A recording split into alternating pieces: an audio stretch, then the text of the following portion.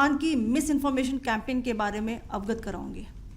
पहला, पाकिस्तान ने यह क्लेम किया कि उसने अपने JF-17 से हमारे S-400 व ब्रह्मोस मिसाइल बेस को नुकसान पहुंचाया, जो कि बिल्कुल गलत है। दूसरा, उसका यह भी मिस इन्फॉर्मेशन कैंपेन था कि हमारी एयरफील्ड्स जो कि सिरसा, जम्मू, पठानकोट, बठिंडा, नलिया और भुज में हैं, ये उसका मिस इन्फॉर्मेशन भी बहुत गलत है।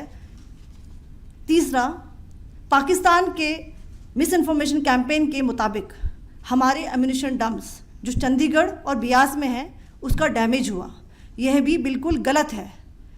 हमने आपको मॉर्निंग ब्रीफिंग में बताया था विथ फैक्ट्स एंड फिगर के साथ कि ये सारी चीज़ें बिल्कुल सही सलामत हैं।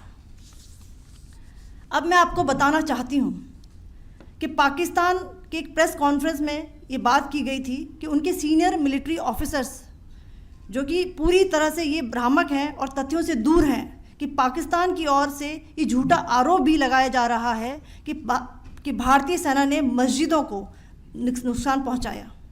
मैं इससे बिल्कुल स्पष्ट करना चाहती हूं कि India is a secular nation और हमारी सेना भारत के कॉन्स्टिट्यूशनल वैल्यूज़ की एक बहुत प्यारी झलक है।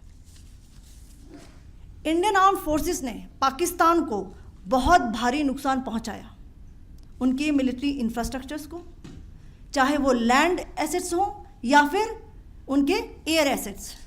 यही नहीं, इंडियन आर्म फोर्सेस ने पाकिस्तान की एयरफील्ड्स स्कर्दू, जकोबाबाद, सरगोदा और बुलारी को बहुत नुकसान पहुंचाया।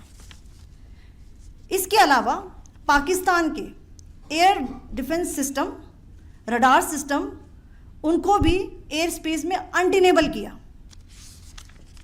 यह भी बताना चाहती हूँ कि लाइन ऑफ कंट्रोल के पास पाकिस्तान के command and control logistic installations और उनके मिलिट्री इंफ्रास्ट्रक्चर्स, मिलिट्री पर्सनल्स का इतना भारी नुकसान हुआ कि पाकिस्तान की ऑफेंसिव व डिफेंसिव कैपेबिलिटी को नष्ट कर दिया गया।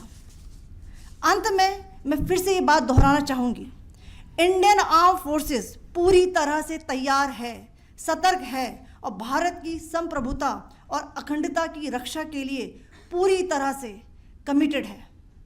धन्यवाद। जय हिंद।